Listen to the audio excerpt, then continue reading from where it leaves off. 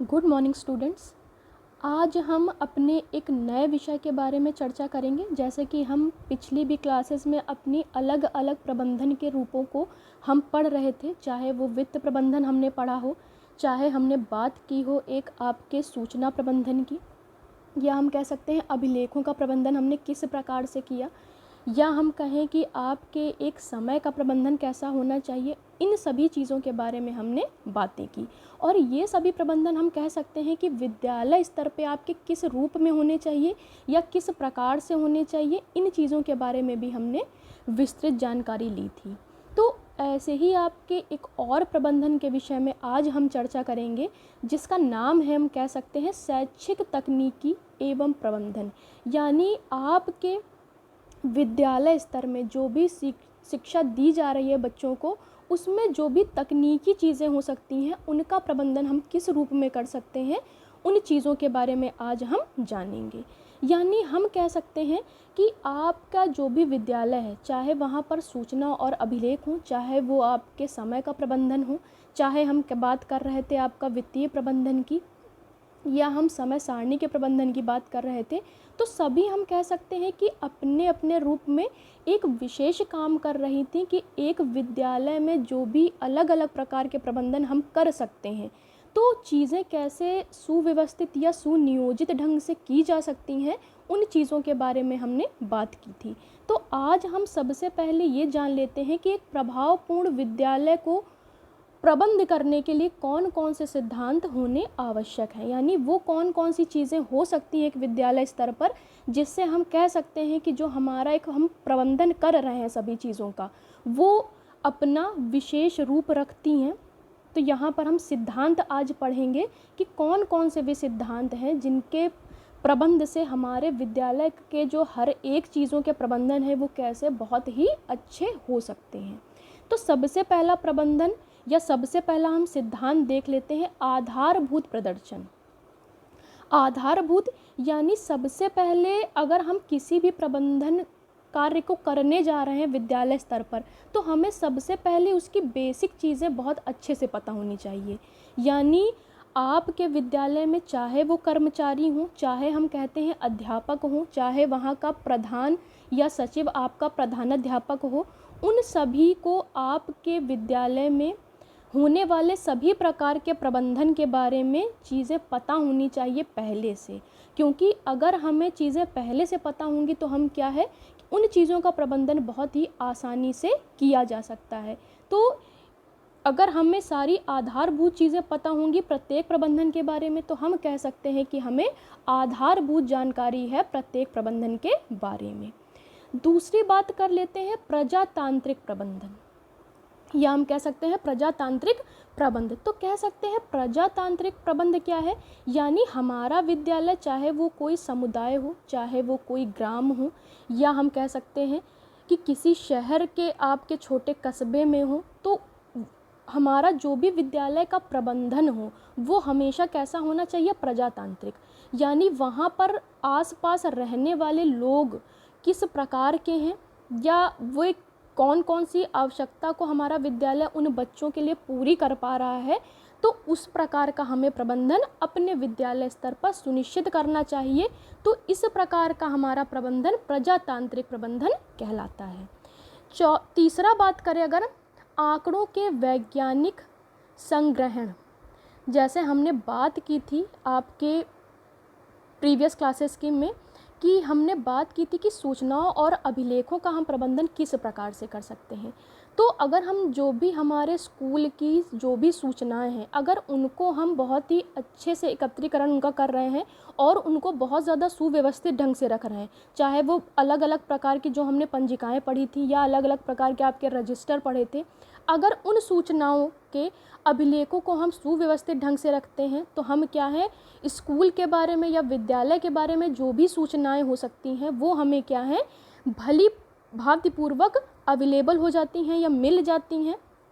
तो उन्हीं को हम कह सकते हैं कि आंकड़ों का हम वैज्ञानिक संग्रहण भी करना हमें आना चाहिए। यानी विद्यालय स्तर पर जो भी सूचनाएं होती हैं, चाहे वो अध्यापक से रिलेटेड हो सकती हैं, चाहे वो छात्राओं से संबंधित हो सकती हैं, उन चीज़ों का भी हमें एक वैज्ञानिक तरीके से उनका संग्रहण भी करना चाहिए। यानी अगर उनको अलमारी में रखना है हमें, तो हमें वहाँ रखना चाहिए, उनको लॉक करके रखना चाहिए, जिससे अन्य व्यक्ति उन जानकारियों को ना जान सके, केवल विद्यालय के ही जो व्यक्ति हैं उन चीज़ों के बारे में जान या समझ सकें। नेक्स्ट बात करते हैं पाठ्यक्रम को छात्र के विकास का साधन मानना। जैसे हमें पता है कि हम विभिन्न प्रकार के जो भी प्रबंधन पढ़ रहे हैं, तो ये एक विद्यालय को सुनियोजित या सुव्यवस्थित ढंग से काम करने का तरीका बताता है ये प्रबंधन। लेकिन हम कह सकते हैं कि ये सारी चीज़ें क्या हैं, ये प्रबंधन केवल साधन मात्र हैं।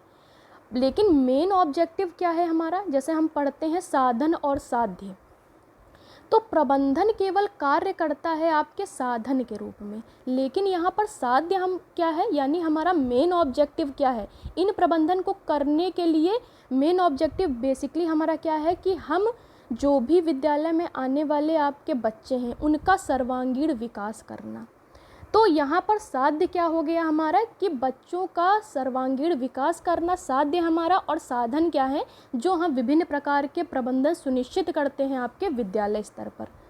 तो हम कह सकते हैं कि पाठ्यक्रम को भी कैसा होना चाहिए कि वो छात्र का क्या है, किस प्रकार से सर्वांगीण विकास कर रहा है। जैसे हमने समय सारणी भी पढ़ी थी, तो उसमें हमने क्या पढ़ा था, यानी जो हमारा करिकुलम होना चाहिए वो बच्चे का सर्वांगीण विकास कर रहा हो, केवल आपका कह सकते हैं मानसिक विकास ना कर रहा हो या केवल शारीरिक विकास ना कर रहा हो, वो बच्चे को सभी प्रकार के जो आपका विकास होता है वो भली प्रकार से कर रहा हो। तो हम कहेंगे कि आपका पाठ्यक्रम क्या है, एक छात्र को क्या कर रहा है, एक प्रकार का साधन उपलब्ध करा रहा है जिससे बच्चा सर्वांगीण विकास अपना कर सके। नेक्स्ट बात करते हैं अध्यापक वर्ग के व्यक्तित्व के प्रति आदर। तो हम कह सकते हैं कि विद्यालय स्तर पर जैसे हम अलग अलग प्रकार के प्रबंधन तो पढ़ ही रहे हैं, लेकिन अध्यापक वर्ग, जैसे हमें पता है कि स्कूल में जो भी टीचर होते हैं उनके प्रति आदर होना चाहिए।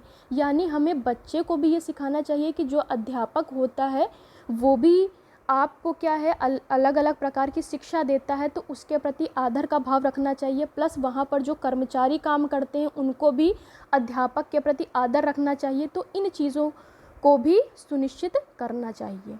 नेक्स्ट बात करते हैं समन्वय स्थापित करना। समन्वय मतलब किस प्रकार से आपके विद्यालय में जो भी व्यक्ति हैं, चाहे वो अध्यापक हों आपके अलग अलग, चाहे वो कर्मचारी वर्ग हो आपका, चाहे वहाँ का आपका सचिव या प्रधान हो जिसे हम प्रधानाध्यापक कहते हैं, इन सभी लोगों के बीच में जो भी वो कोई आयोजन करने जा रहे हैं विद्यालय स्तर पर, चाहे हम कहते हैं कोई कार्यक्रम करने जा रहे हों, तो जब तक सभी के बीच में समन्वय स्थापित नहीं होगा तब तक हम कह नहीं सकते कि एक जो भी हम अलग अलग प्रकार के प्रबंधन सुनिश्चित करना चाहते हैं विद्यालय स्तर पर वो हो सकते हैं। यानी जब तक आपके अध्यापक वर्ग में समन्वय होगा तब क्या है, बच्चे को हम कोई नई चीज़ सिखाना चाहते हैं, बताना चाहते हैं, या विभिन्न प्रकार के कोई कंपटीशन आयोजित करना चाहते हैं विद्यालय स्तर पर, तभी वो क्या हो सकते हैं, सफल हो सकते हैं। तो इसलिए विद्यालय में आपके जो भी लोग हों, चाहे वो कर्मचारी वर्ग हो, चाहे अध्यापक वर्ग हो, चाहे प्रधानाध्यापक हो, सब के बीच में समन्वय होना भी बहुत ज़्यादा आवश्यक है। नेक्स्ट 7वां हम बात कर लेते हैं अध्यापकों का विद्यालय के उत्तरदायित्व में सहयोग लेना। यानी जैसे हमने बात की कि किस प्रकार से हम विभिन्न प्रकार के आयोजनों को आयोजित करते हैं विद्यालय स्तर पर, चाहे वो आपका एनुअल फंक्शन हो, चाहे हम कहते हैं सांस्कृतिक कार्यक्रम हो, चाहे आपका स्पोर्ट्स के आपके कोई आप फंक्शन कर रहे हो, तो इसमें क्या है, अध्यापक का भी उत्तरदायित्व होता है। यानी प्रधानाध्यापक उन चीज़ों की रूपरेखा तो बना देते हैं, लेकिन उनको एग्जीक्यूट करने का काम बेसिकली आपके किसका होता है, अध्यापक का, कि किस प्रकार से वो उन चीज़ों को सुव्यवस्थित ढंग से कर रहा है जिससे वो आयोजन क्या है, सफल हो। तो उसके लिए क्या है, अध्यापक वर्ग भी उत्तरदायित्व होता है, चाहे वो पढ़ाई लिखाई की चीज़ें हों, चाहे आपकी अन्य शारीरिक आपकी गतिविधियां हों, सब में कह सकते हैं एक अध्यापक का उत्तरदायित्व होता है। नेक्स्ट हम बात करते हैं विद्यालय सामग्री का दक्षतापूर्ण उपयोग। अब हम विद्यालय सामग्री से क्या समझ सकते हैं, यानी विद्यालय में आपके जो भी भौतिक संसाधन उपलब्ध हैं, चाहे हम कहते हैं कि वो आपकी टेबल और चेयर हो सकती हैं, चाहे हम कह सकते हैं ब्लैक बोर्ड भी हो सकते हैं, चाहे हम कह सकते हैं कि वो शिक्षण अधिगम सामग्री भी हो सकती हैं।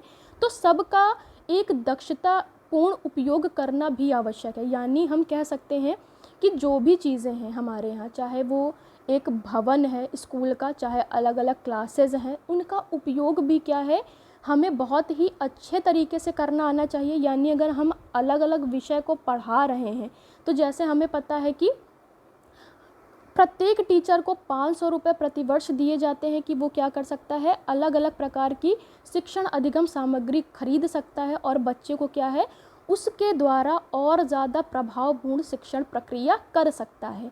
तो इन चीज़ों का उपयोग करना भी टीचर को बहुत अच्छी तरीके से आना चाहिए, क्योंकि अगर हमें उन चीज़ों का उपयोग करना ही नहीं आएगा तो हम क्या नहीं कर सकते हैं, एक प्रभावपूर्ण जो भी शिक्षण प्रक्रिया है उसको भी नहीं कर सकते हैं। तो हमारे विद्यालय में जो भी चीज़ें उपस्थित हैं, जो भी संसाधन हैं आपके, उनका उपयोग करना अध्यापक को चाहे कर्मचारी को उपयोग करना बहुत ही अच्छे तरीके से आना चाहिए। तभी हम क्या कर सकते हैं, एक प्रभावपूर्ण प्रबंधन को स्थापित कर सकते हैं अपने विद्यालय में।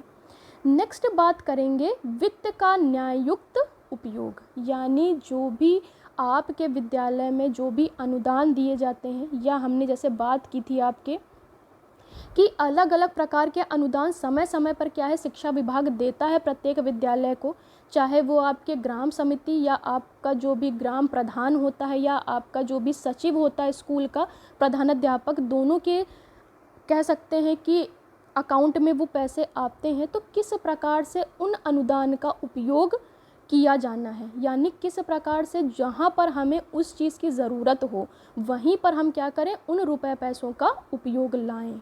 यानी अगर आपका अनुदान दिया गया है भवन निर्माण के लिए, तो हमारे विद्यालय के भवन में जो भी हमें कमी लगती है, या वहाँ पर हम कह सकते हैं टॉयलेट्स बनने हैं, या आपके वहाँ पर पुताई होनी है, या अलग अलग चीज़ें होनी है, तो हम उनका उपयोग वहीं पर करें।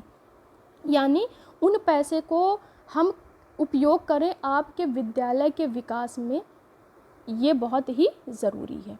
नेक्स्ट बात करते हैं, आपका 10th है लक्ष्य निर्धारण तथा योजना। यानी हम कह सकते हैं कि हमें क्या चाहिए कि किस प्रकार से हम प्रभावपूर्ण विद्यालय प्रबंधन कर सकें। तो उसके लिए क्या है, हमें पता होना चाहिए कि हमारे ऑब्जेक्टिव्स क्या हैं, यानी किन ऑब्जेक्टिव्स को लेकर हम एक प्रबंध कार्य करने जा रहे हैं, उन चीज़ों के बारे में भी हमें जानकारी होनी चाहिए। और जब तक हमें ऑब्जेक्टिव्स किसी चीज़ के पता नहीं होंगे, तब तक क्या है, उन चीज़ की हम रूपरेखा भी नहीं बना सकते। यानी अगर हम बात करें कि हम एक प्राइमरी लेवल पर कोई भी आयोजन करना चाहते हैं, जैसे हम बात करते हैं बेटी बचाओ बेटी पढ़ाओ की, या स्कूल चलो अभियान की बात करते हैं, तो सबसे पहले हमें पता होना चाहिए कि ये जो चीज़ हम बना रहे हैं इसके ऑब्जेक्टिव्स क्या क्या हो सकते हैं। तो जब तक चीज़ के लक्ष्य निर्धारित नहीं होंगे, तब तक उस काम को करने के लिए हम योजना भी नहीं बना पाएंगे। तो हमेशा क्या होना चाहिए कि एक विद्यालय स्तर पर हम कोई भी काम कर रहे हों, कोई आयोजन कर रहे हों, कोई आप अलग गतिविधियां कर रहे हो, तो सबसे पहले उसके लक्ष्य निर्धारित करना बहुत ज़रूरी है। उसी बेसिस पर क्या है, हम उस कार्य की योजना को भी बनाना चाहिए। फिर बात करते हैं आवधिक निरीक्षण। यानी जैसे हमें पता है कि आपका चाहे बीएसए हो, चाहे आपका एबीएसए हो, या हम कहते हैं कि जो अलग अलग समितियां बनाई जाती हैं, उनका उत्तरदायित्व क्या होता है कि जो भी आपके विद्यालय हैं उनका समय समय पर निरीक्षण करना चाहिए। यानी अगर हम बात करें कि मासिक निरीक्षण भी करना चाहिए, लेकिन मासिक निरीक्षण भी के पहले भी हमें क्या करना चाहिए, महीने के अंदर भी बीच बीच में विद्यालयों का निरीक्षण करते रहना चाहिए, जिससे हमें ये पता चलता रहेगा कि विद्यालय में जो भी शिक्षण अधिगम प्रक्रिया चल रही है, या वहाँ की और जो चीज़ें हैं, या कह सकते हैं कि विद्यालय की स्थिति है, उन चीज़ों के बारे में भी हमें समय समय पर पता चलता रहता है। 12th बात करेंगे लचीलापन। यानी हम कह सकते हैं कि जैसे हम बात कर रहे हैं कि विद्यालय स्तर पर जो भी हम प्रबंधन कार्य करते हैं तो वो कैसा होना चाहिए, बहुत ज़्यादा टफ नहीं होना चाहिए, या कह सकते हैं बहुत कठोर प्रबंधन नहीं होना चाहिए। क्योंकि हमें पता है कि प्रबंधन क्या है, हम बना किसके लिए रहे हैं, वो प्रबंधन बच्चों के लिए बना रहे हैं। तो बच्चों के अनुसार अगर प्रबंधन नहीं होगा, या उनको जो भी हम प्रबंधन कार्य सुनिश्चित कर रहे हैं विद्यालय स्तर पर, अगर वो उसमें रुचि नहीं लेते हैं या उसको नहीं समझ पाते हैं, तो क्या है, हमारा प्रबंध करना वहाँ पर क्या हो जाएगा, बेकार हो जाएगा। तो हमेशा जो भी चीज़ें आप विद्यालय स्तर पर कर रहे हैं, चाहे वो प्रबंधन कार्य हो, चाहे किसी भी चीज़ों के आयोजन हो, या अलग अलग गतिविधियाँ हों, वो कैसी होनी चाहिए, बहुत ज़्यादा कठोर नहीं होनी चाहिए, और हमेशा वो बच्चों के अनुकूल होनी चाहिए, जिससे बच्चे भी क्या कर सकें, उन गतिविधियों में रुचि ले सकें और हमेशा चीज़ें सीख सकें। नेक्स्ट बात करेंगे आपके अध्यापकों की व्यावसायिक उन्नति। अध्यापकों की व्यावसायिक उन्नति यानी हमेशा क्या है, प्रबंधन कार्य इस प्रकार से होना चाहिए कि वहाँ पर जो भी अध्यापक पढ़ा रहे हैं उनकी हमेशा क्या है, एक व्यावसायिक उन्नति भी होती रहे। यानी उनके एक्सपीरियंस के आधार पर या उनके पढ़ाने के तरीके पे भी क्या है, उनका प्रमोशन भी होना चाहिए टीचर्स का।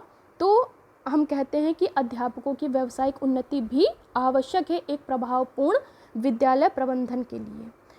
फिर बात करते हैं आशावादी सिद्धांत। हमेशा जो हमारा विद्यालय प्रबंधन होना चाहिए वो आशावादी होना चाहिए।